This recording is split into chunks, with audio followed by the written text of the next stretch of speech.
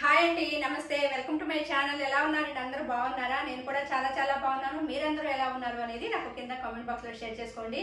ఇక ఈ రోజు వీడియో వచ్చేసి పాలే అవసరం లేకుండా పాయసం చేస్తారని మీకు ఎవరికైనా తెలుసా? నాకైతే ఒక 3 days బ్యాక్ వరకు పాలు లేకుండా పాయసం చేస్తారని అసలు నాకైతే తెలియదండి. మా పక్కింటి ఆవిడ బర్త్డే అని పాయసం చేశారంట. ఆవిడ చిన్న కప్పులో పాయసం పెట్టించారు. ఈ పాయసం ఏంటి ఇలా ఉంది, నేను ఈ పాయసం ఇంతవరకు చూడలేదు అంటే మా రాయలసీమలో ఇదే స్పెషల్ అండి, శనగపప్పు పాయసం.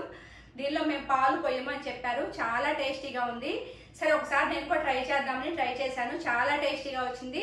నేను ఈ విషయాన్ని కొత్తగా విన్నాను కదా, పాలు పోయకుండా పాయసం చేస్తారని అస్సలు నాకు తెలియదు. నేను కొత్తగా విన్నాను కదా. ఇలా నాకు మళ్ళీ చాలా మందికి ఈ రెసిపీ తెలియకపోయి ఉండొచ్చు. అందుకని అయితే ఈ రెసిపీని మీ అందరికీ చూపించాలని ఈ రోజు అయితే వీడియో చేస్తున్నాను. రాయలసీమ స్పెషల్ శనగపప్పు పాయసం చాలా టేస్టీగా ఉంటుందండి. చాలా సింపుల్ గా కూడా ప్రిపేర్ చేసుకోవచ్చు. దీనిలో పాలే అవసరం లేకుండా చేసుకునే పాయసం అనమాట. మరి ఇంకెందుకు ఆలస్యం రెసిపీలోకి వెళ్ళిపోదామా? రెసిపీ వీడియో మాత్రం ఎక్కడ స్కిప్ చేయకుండా చూడండి. అలా చూస్తేనే మీకు పర్ఫెక్ట్ గా అర్థమవుతుంది అనమాట. ఎందుకంటే వీడియో మొత్తంలో కూడా అక్కడక్కడ ఇది టేస్టీగా రావడానికి చిన్న టిప్స్ తోటి వీడియో షేర్ చేస్తాను. మీకు రెసిపీ చక్కగా కుదరాలన్నా వీడియోని స్కిప్ చేయకుండా ఎండింగ్ వరకు చూడండి.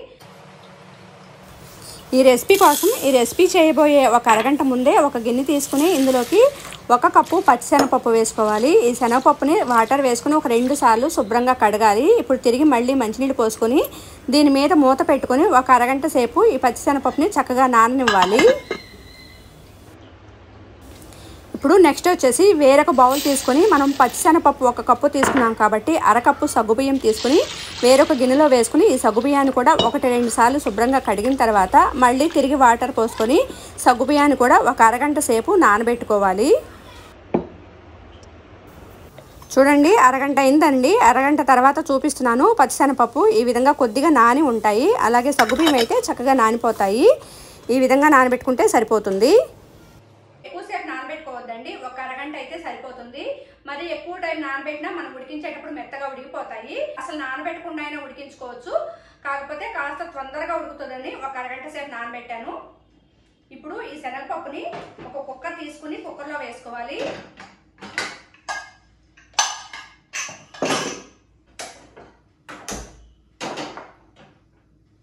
స్టవ్ ఆన్ చేసుకుని స్టవ్ మీద కుక్కర్ పెట్టుకుని ఇప్పుడు ఇందులో మనం నానబెట్టుకున్న శనగపప్పుని వాటర్తో సహా అందులో వేసేయాలి.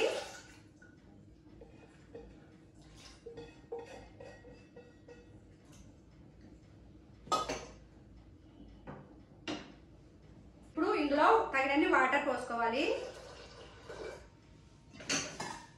కుక్కర్ మూత పెట్టుకుని ఈ శనగపప్పుని 3 విజిల్స్ వచ్చేంత వరకు ఉడికించుకోవాలి. మీడియం ఫ్లేమ్ లో పెట్టుకుని ఉడికించుకోవాలి.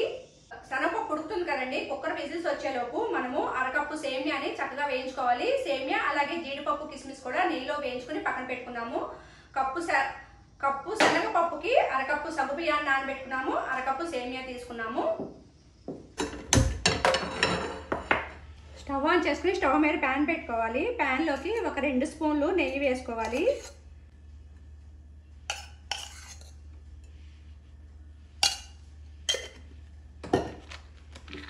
తర్వాత కొన్ని జీడిపప్పులు వేసుకోవాలి. జీడిపప్పు అనేది మీ ఆప్షనల్ అండి, ఎన్నైనా వేసుకోవచ్చు. అలాగే మీ దగ్గర ఇంకేమైనా డ్రై ఫ్రూట్స్ ఉన్నా అవి కూడా వేసుకోవచ్చు. మెయిన్గా ఈ పాయసంలో పచ్చి కొబ్బరి ముక్కలు వేసుకుంటే చాలా బాగుంటుందండి. మా ఇంట్లో ఒకరికి పచ్చి కొబ్బరి వేస్తే అంతగా నచ్చదు, అందుకని నేను పచ్చి కొబ్బరి వేయలేదు. పచ్చి కొబ్బరిని చిన్న ముక్కల్లాగా కట్ చేసుకుని ఆ కొబ్బరి ముక్కలు కూడా ఇవి డ్రై ఫ్రూట్స్ వేయించుకునేటప్పుడే వేయించుకుని వేసుకుంటే బాగుంటుంది.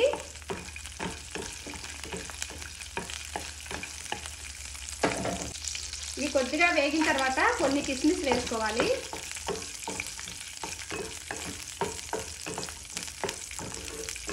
బాదం ఇష్టమైతే బాదం వేసుకోవచ్చు, పుచ్చపప్పు ఉంటే వేసుకోవచ్చు. ఇలా మీకు ఏ డ్రై ఫ్రూట్స్ ఇష్టమైతే అవన్నీ ఇలా నెయ్యిలో వేసుకుని వేయించుకొని వేసుకోవచ్చు. చూడండి, కిస్మిస్ చక్కగా ఇలా బబుల్స్ లాగా ఉబ్బాలన్నమాట. ఇలా అయిన తర్వాత ఇప్పుడు వీటిని నెయ్యి నుంచి పక్కకు తీసేసుకోవాలి. ప్యాన్ నుంచి సపరేట్ చేసేసుకోవాలన్నమాట. జీడిపప్పు కూడా కలర్ మారిపోయినాయి కదా, చక్కగా వేగిపోయినాయి. ఇంతకంటే ఎక్కువ వేగినా కూడా మాడిపోతాయి అనమాట. ఇప్పుడు వీటిని ప్యాన్ నుండి సపరేట్ చేసేసుకోవాలి. ఇప్పుడు ఇదే నెయ్యిలో సేమియా వేసి వేయించుకోవాలి. కప్పు శనగపప్పు తీసుకుంటే 1/2 కప్పు సగ్గుబియ్యం, 1/2 కప్పు సేమియా అనమాట.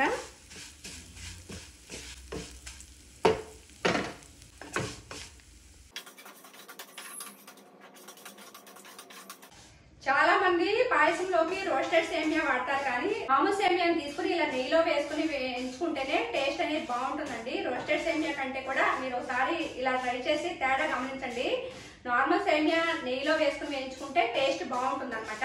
అలాగే దీన్ని హై ఫ్లేమ్ లో పెట్టుకుని వేయించేయకూడదండి, కొద్దిగా మీడియం ఫ్లేమ్ లో పెట్టుకుని చక్కగా జస్ట్ కలర్ మారేంత వరకు వేయించుకోవాలి.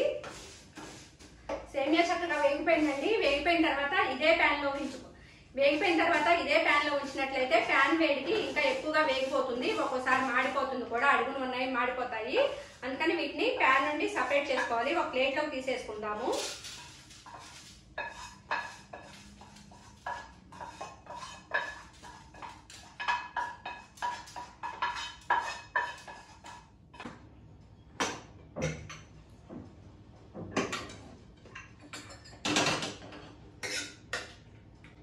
చూడండి, శనగపప్పు చక్కగా ఉడికిందండి. ఇది ఏమాత్రం మెత్తగా అవ్వకుండా ఇలా బద్దబద్దగా ఉండాలండి. అలా ఉంటేనే మనకి పాయసం టేస్ట్ అనేది బాగుంటుంది.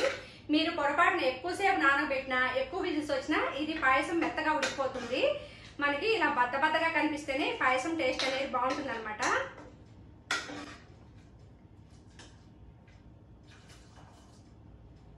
ఇప్పుడు స్టవ్ ఆన్ చేసుకుని ఇందులోకి మనం నానబెట్టుకుని ఉంచుకున్న సగ్గుబియ్యం వేసేసుకోవాలి.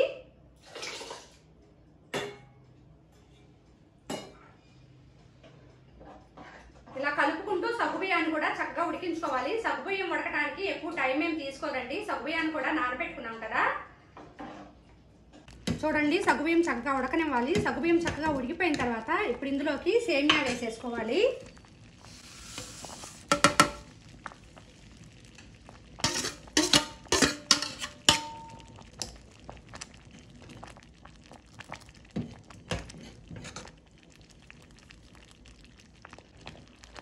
చూడండి, సేమియా కూడా చక్కగా ఇలా ఉడికిపోవాలన్నమాట. మనం చేత్తో పట్టుకుని ఇలా అంటే కట్ అయిపోవాలి.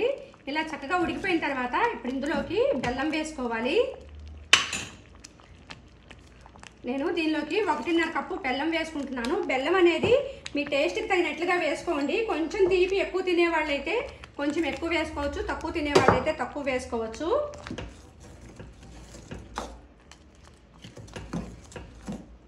చూడండి, శనగపప్పు, సగ్గుబియ్యం, సేమియా ఉడికేలోపు శనగపప్పు కూడా ఇంకాస్త ఉడికిందనమాట. ముందు బద్దగా ఉండేటట్లు ఉడికించుకోవాలండి. అప్పుడే ఎక్కువ ఉడికితే ఇవన్నీ ఉడికేలోపు శనగపప్పు ఇంకా ఉడికిపోతుంది. ఇలా మనకి పాయసం అంతా అయిపోయిన తర్వాత కూడా శనగపప్పు ఈ విధంగా బద్దలాగా కనిపించాలన్నమాట. అలాగే మంచి ఫ్లేవర్ కోసం 1/2 స్పూను యాలకుల పొడి వేసుకోవాలి. యాలకుల పొడి లేకపోతే యాలకులు దంచైనా వేసుకోవచ్చు. పచ్చి కొబ్బరి ముక్కలు ఉంటే వేసుకోండి, నెయ్యిలో వేయించుకొని చాలా బాగుంటుందండి. ఈ పాయసానికి పచ్చి కొబ్బరి ముక్కలు చాలా బాగుంటుంది. కాకపోతే మా ఇంట్లో ఒకరికి అంతగా నచ్చదని నేను పచ్చి కొబ్బరి ముక్కలు అయితే వేయలేదు. అయితే మనకి పాయసం అంతా రెడీ అయిపోయినా కూడా పచ్చిశనగపప్పు బద్దలుగా ఈ విధంగా కనిపించాలన్నమాట.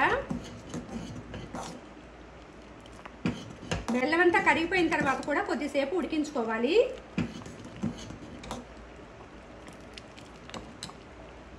చూడండి, ఉడికిపోయిందండి. ఇప్పుడు లాస్ట్లో మనం ముందుగా వేయించి పెట్టుకున్న డ్రై ఫ్రూట్స్ వేసుకోవాలి. కన్సిస్టెన్సీ అనేది ఈ విధంగా ఉండాలండి. ఇది చల్లారిన తర్వాత ఇంకాస్త దగ్గరకు వస్తుంది. డ్రై ఫ్రూట్స్ వేసేసిన తర్వాత ఒకసారి కలిపి స్టవ్ ఆఫ్ చేసేసుకోవాలి.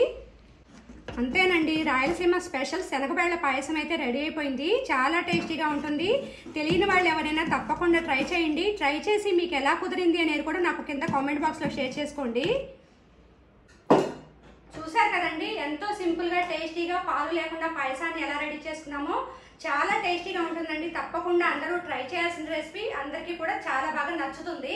మరి ఈ రాయలసీమ స్పెషల్ శనగబెళ్ళ పాయసం మీ అందరికీ నచ్చినట్లయితే వీడియోని తప్పకుండా లైక్ చేయండి. అలాగే ఎవరికైనా యూజ్ అవుతుంది అనుకుంటే వాళ్ళకి షేర్ చేయండి. మరిన్ని interesting and simple tasty recipes కోసం చెఫ్ అభినందన ఛానల్ని సబ్స్క్రైబ్ చేసుకోండి. Okay friends, thank you, bye. మరొక కొత్త వీడియోతో మళ్ళీ కలుద్దాం.